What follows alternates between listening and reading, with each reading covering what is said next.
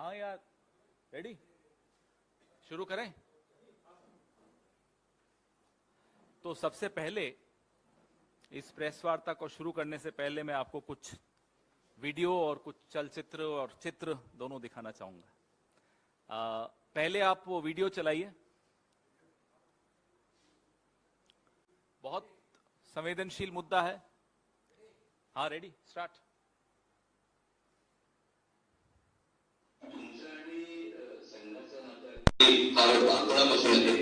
तर त्याबद्दल त्याची संघामध्ये शिकवण म्हणा, त्याचे आदर्श म्हणा, त्याच्या काही आठवणी याबद्दल नवीन काय सांगणार?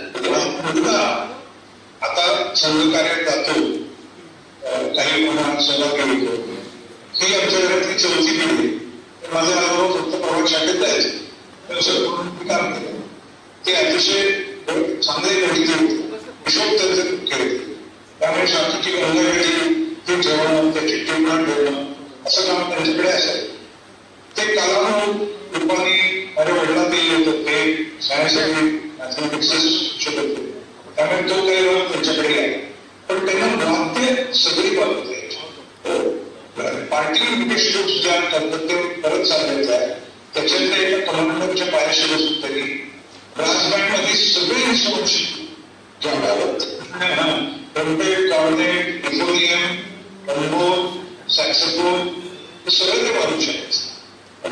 ते त्यांनी इथे पुण्यात आम्ही लोकांना शिकवलं. मी त्याच्यातलं हार्मोनियम आणि सॅक्सोफोन हे शिकू शकलो. आणि 1992 ते 1982 ते 1996 या 14 वर्षाच्या काळामध्ये मी पुण्याच्या गोष्टींमध्ये सॅक्सोफोन वाजवत असतो. अशी व्यक्तिमत्व मी बघितले. मला त्यांनी पहिल्यांदा शाखेची भेट दिली. ते खरं बरोबर पुण्यात येऊन संघ शिकणारे संपूर्ण संघाच्या इतिहासामध्ये संघाच्या पुरुषासाठी म्हणून प्रचारक म्हणून तयार केलेले सुब्बू श्रीनिवासन म्हणून असतात. त्यांना त्यावेळेला कम्युनिस्ट वगैरे बाकी भाषा नीट घेत असत. ते हिंदी त्यांचं चालो प्रदीप मोती बागेत अशा व्यक्तीचा हात धरून मी पाच वर्षाच्या असल्यापासून सांगतात. एक तर करायची रस्ता क्रॉस करायची, मदत करायची. स्वतंत्र करून रस्ता क्रॉस करून जाता येणार. ये अभी भी डीआरडीओ की वेबसाइट पे आपको ये फोटो दिखेगी. डायरेक्टर है ये डीआरडीओ में, प्रदीप कुरुलकर. ये फोटो आज अभी अगर आप वेबसाइट खोलते हैं तो डायरेक्टर की फोटो अभी भी यही दिखती है.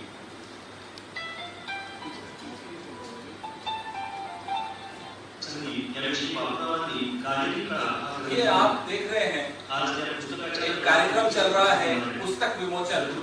संघ प्रमुख मोहन भागवत जी, संचालक यहाँ है इस कार्यक्रम में. और ये प्रदीप कुरुलकर जी अब अपनी पुस्तक पे यहाँ व्याख्यान दे रहे हैं.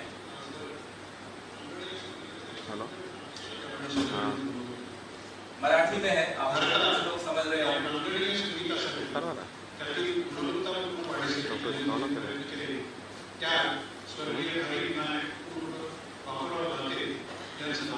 ठीक है,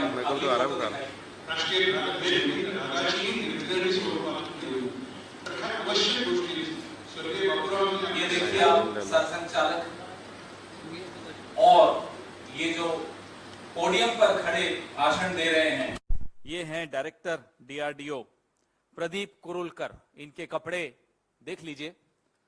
और हम मोदी जी से भी पूछना चाहते हैं, क्या इन्हें भी वो कपड़ों से पहचान लेते हैं? ये संघ की वेशभूषा में डीआरडीओ के डायरेक्टर, ये देखिए आप किसके सामने नतमस्तक होते हुए, डीआरडीओ के डायरेक्टर प्रदीप कुरुलकर.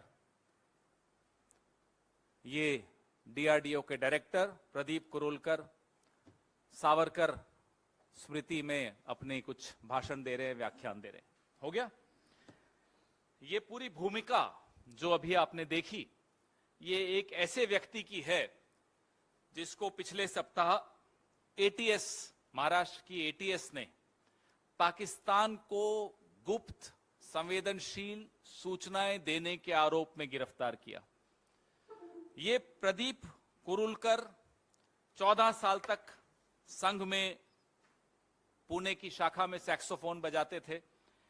चौथी पीढ़ी संघ से जुड़ी हुई है, यानी कि जो इनकी पहली पीढ़ी जो संघ से जुड़ी थी वो तभी जुड़ी होगी जब श्यामा प्रसाद मुखर्जी मुस्लिम लीग के साथ मिलकर सरकार बना रहे थे, जब अंग्रेजों के साथ मुखबिरी हो रही थी। 4 पीढ़ियों से क्या चल रहा है वो आपके सामने अभी आपने स्क्रीन पर देखा। संगठन मंत्री रहे हुए हैं ये संस्कार भारती के। आप में से जो लोग संघ से वाकिफ हैं और संघ के जो सैकड़ों अलग अलग संगठन हैं उनसे वाकिफ हैं, you know RSS is an umbrella organization. In itself it's unregistered, but it has hundreds of organizations under its umbrella. One of them is Sanskar Bharti, a major, very, very important organization.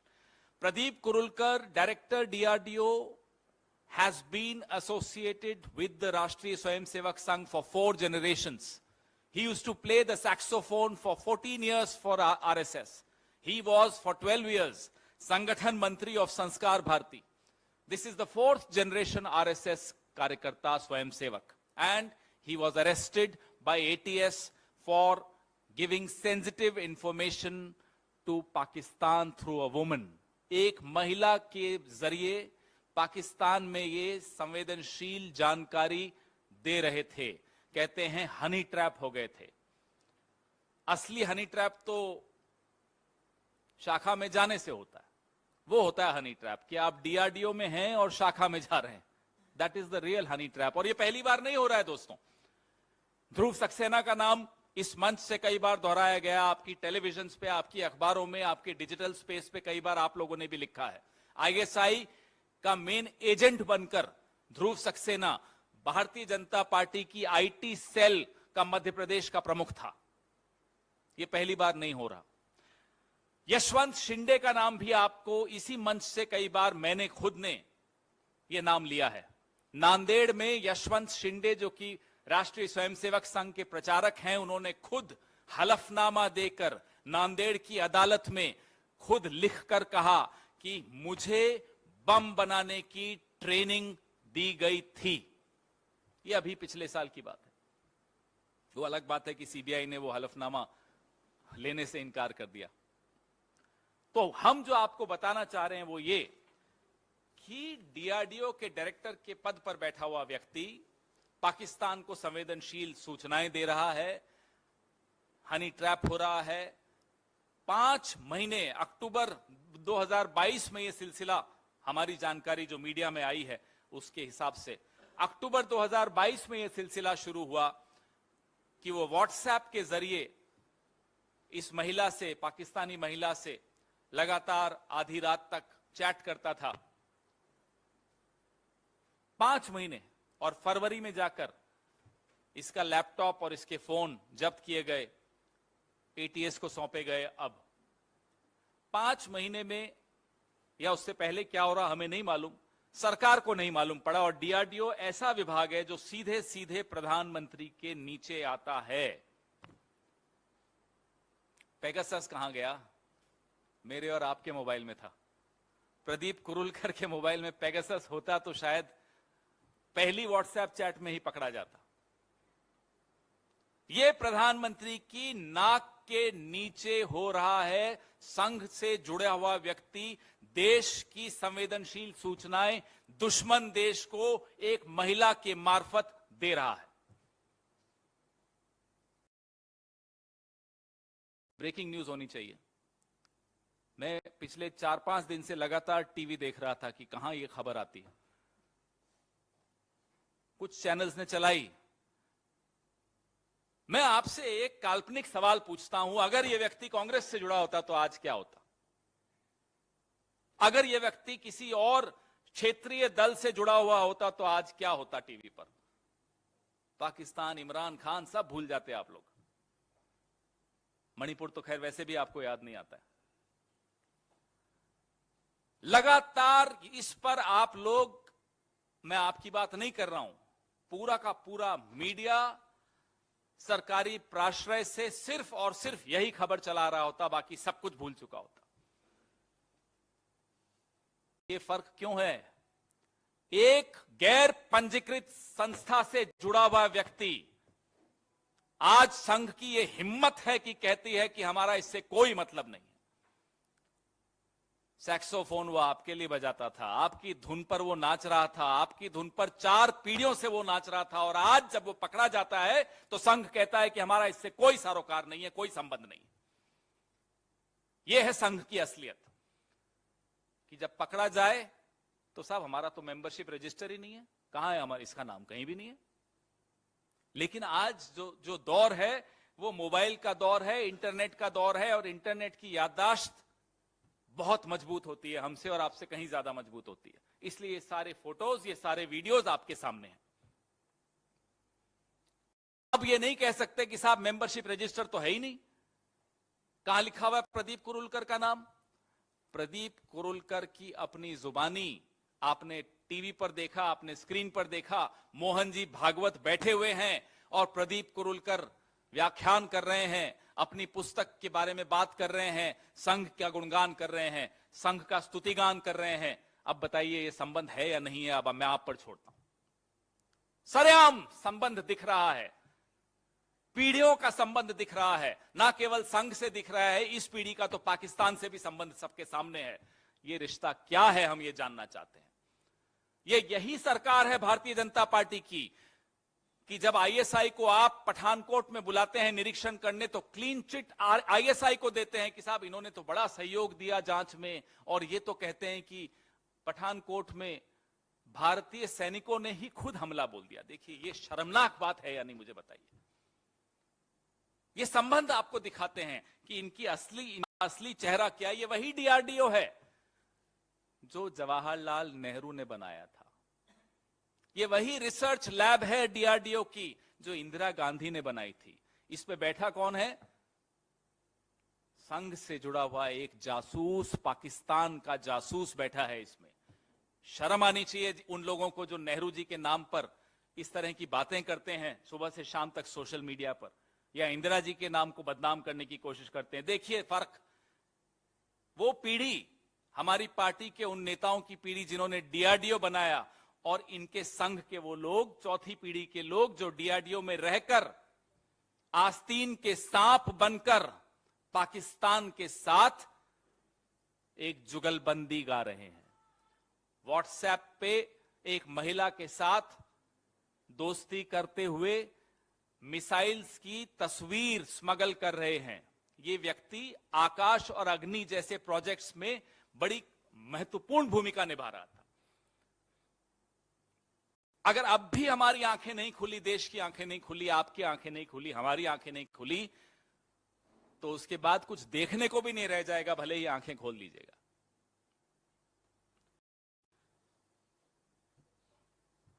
अब प्रधानमंत्री जवाब देंगे या नहीं देंगे, हम यह जानना चाहते हैं। हो सकता है प्रधानमंत्री कहें कि देखिए साहब, मैंने डेटा इतना सस्ता कर दिया कि पाकिस्तान तक को डेटा जा रहा है, मुफ्त में जा रहा है, सिर्फ दोस्ती में चला जाता है। एक महिला से दोस्ती हो गई, डेटा चला गया पाकिस्तान।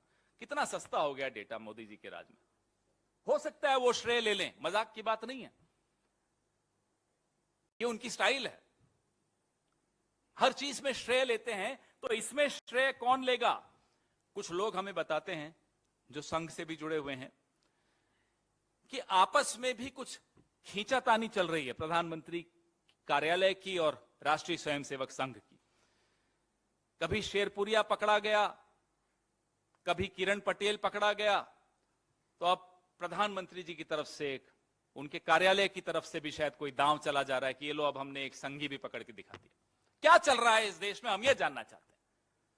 आपकी क्या लड़ाई है, क्या खींचतान है, हमें इससे कोई मतलब नहीं, देश को इससे कोई मतलब नहीं। मेरे देश की संवेदनशील सूचनाएं मेरे दुश्मन देश को, पड़ोसी की दुश्मन देश को जा रही हों, और एक संघी जो संघ से जुड़ा हुआ हो, 4 पीढ़ियों का जिससे संघ का रिश्ता हो, वो दे रहा हो, और कोई बात नहीं हो रही इस विषय में, कोई सवाल जवाब नहीं हो रहा प्रधानमंत्री से। प्रधानमंत्री के नीचे आता है डीआरडीओ, जैसे कि मैंने आपको बताया था। ये इस देश को हम लोग आंख बंद करके कहां जाने दे रहे हैं, मैं ये जानना चाहता हूं आप लोगों के मार्फत से, प्रधानमंत्री से, इस सरकार से और इस गैर पंजीकृत संगठन जिसका नाम राष्ट्रीय स्वयंसेवक संघ है उससे जानना चाहते हैं। अपने आप को सांस्कृतिक संगठन कहते हैं, यह है संस्कृति आपकी? आपके सवाल।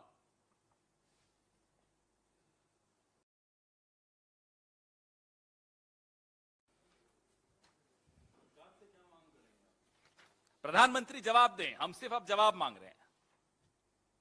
हम जवाब इसलिए मांग रहे हैं कि एक पैटर्न है, लगातार हो रहा है। ध्रुव सक्सेना के वक्त भी कोई जवाब नहीं आए थे। यशवंत शिंदे जो अंदर से संघ का प्रचारक होकर संघ के विषय में इतनी विस्फोटक जानकारी देश के सामने उसने साझा की, कोर्ट में हलफनामा देकर साझा की, कोई जवाब नहीं आता। और अब ये डीआरडीओ का डायरेक्टर, ये वैज्ञानिक 4 पीढ़ियों से संघ से जिसका रिश्ता हो, जो संस्कार भारती का संगठन मंत्री रहा हुआ हो, वो सरेआम पकड़ा जाता है पाकिस्तान को संवेदनशील जानकारी देते हुए। डीआरडीओ प्रधानमंत्री के मातहत आता है। प्रधानमंत्री जवाब दें कि ये चल क्या रहा है उनके शासनकाल में, ये हो क्या रहा है। हम सिर्फ और सिर्फ प्रधानमंत्री से अब जवाब मांगते हैं।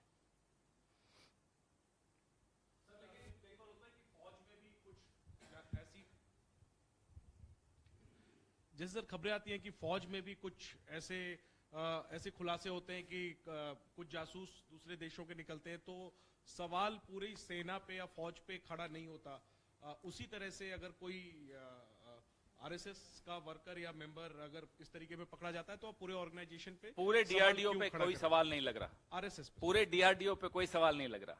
संघ पे इसलिए लग रहा है कि एक उदाहरण नहीं है ये। यशवंत शिंदे का नाम मैं बार बार इसलिए ले रहा हूं कि मैं चाहता हूं या तो यहां बैठे हुए या फिर आप घर जाकर या ऑफिस जाकर जरूर इस पर थोड़ी रिसर्च करिए, गूगल करिए, यशवंत शिंदे नांदेड़ आरएसएस, सिर्फ ये 4 शब्द डाल दीजिएगा, आपको बहुत कुछ मिलेगा। क्योंकि अभी हाल फिलहाल में ही सीबीआई ने उनका हलफनामा तक लेने से मना कर दिया।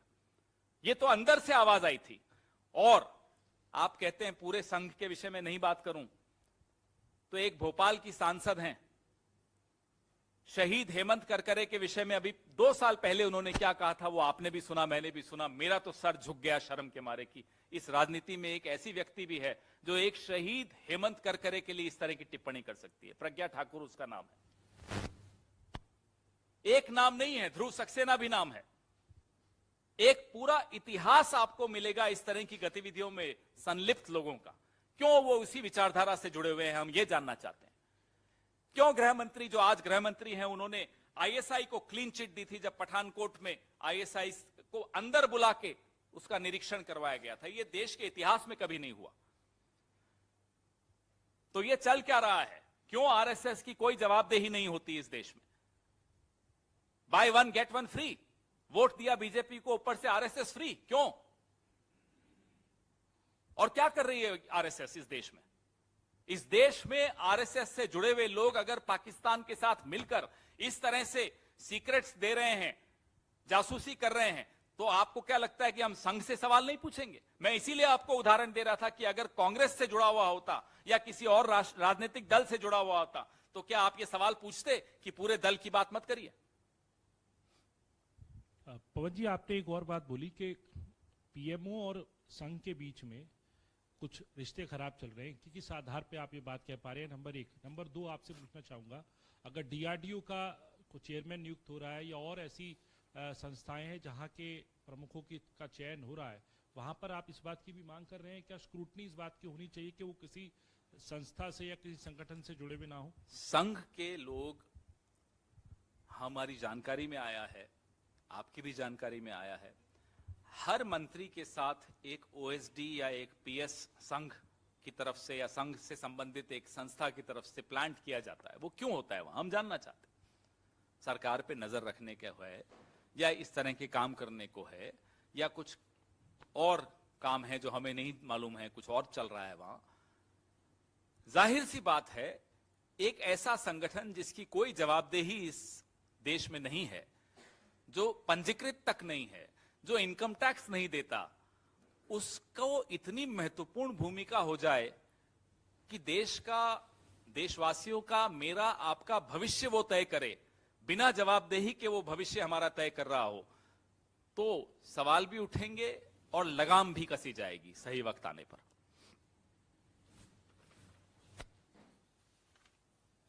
कोई टिक टैक नहीं है, तो अभी जो भी पूछना है पूछ लीजिए।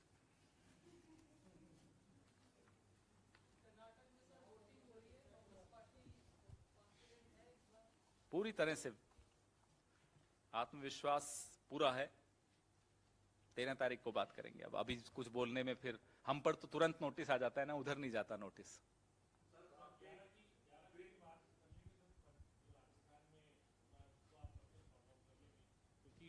कुछ सॉर्ट आउट करने लायक तो कुछ है ही नहीं। क्या सॉर्ट आउट करना है? बोले सब सबको। अब ये मजाक में कुछ कह दें तो मजाक को थोड़ी सॉर्ट आउट किया जाता है। मजाक की बात मजाक में कभी कह देंगे, जवाब मिल जाएगा मजाक में ही।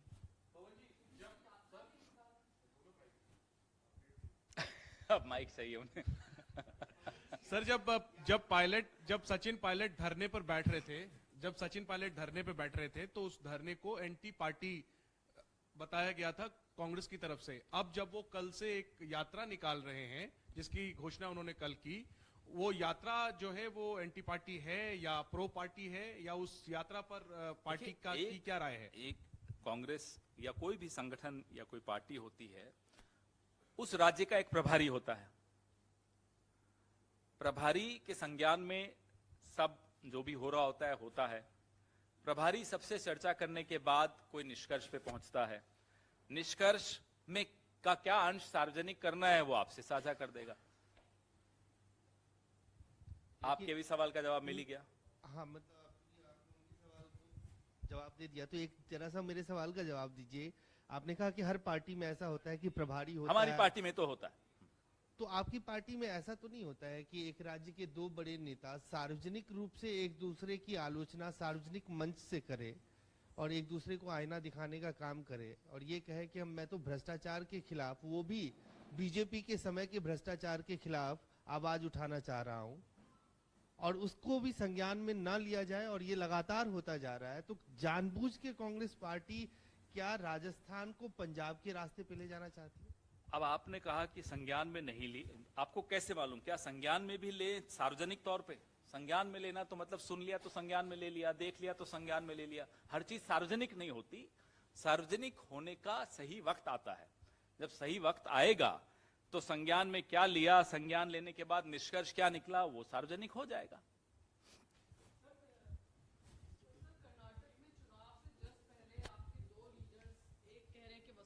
सरकार बचाई, मुख्यमंत्री हैं राज्य के, दूसरे कह रहे हैं कि वो तो सोनिया गांधी उनकी नेता नहीं है, उन्होंने बता दिया। तो ये एंटी पार्टी एक्टिविटी नहीं, इसको मानते हैं दोनों तरफ से? जैसा मैंने आपको कहा, वहां के जो प्रभारी हैं वो पूरे मामले को समझ के, सबसे चर्चा करके, फिर जो निष्कर्ष वो निकालेंगे, वो निष्कर्ष आपसे भी हम साझा करेंगे। हो सकता है आप हमसे साझा करें, कई बार आप लोगों को हमसे पहले मालूम पड़ जाता है, तो तब इस पर चर्चा करें तो ज्यादा उचित रहेगा। सर, आपने बोला कि मजाक में पायलट साहब ने बोला ये बात, तो ये आपने क्या वाकई ऐसा मुझे मजाक लगा क्योंकि मैं हंसा सुनकर। तो जिस चीज पे मुझे हंसी आई वो मुझे जोक लगता है, तो मैंने हंस लिया। इसलिए मैंने कहा कि हो सकता है मजाक किया हो।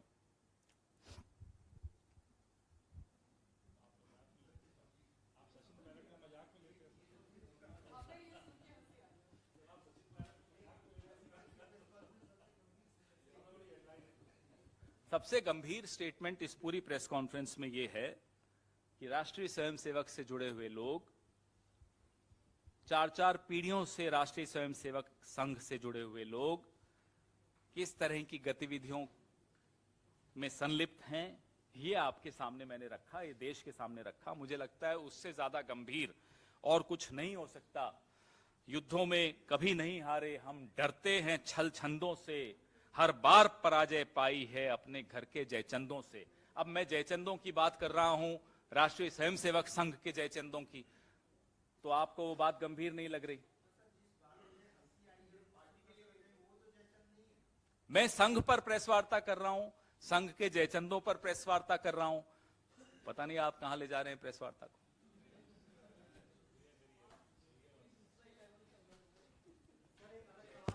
हाँ पूछिए पूछिए।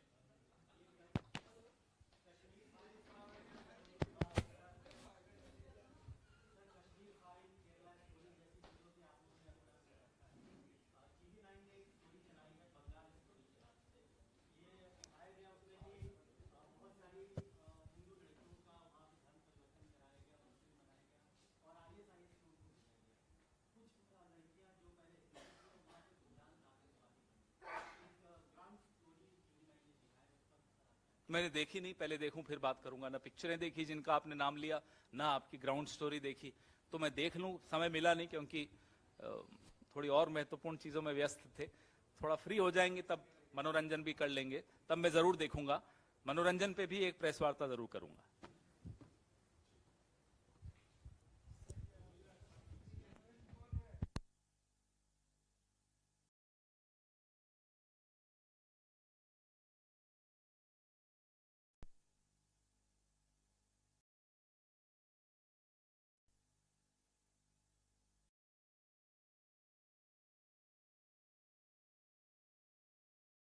Director DRDO Pradeep Kurulkar.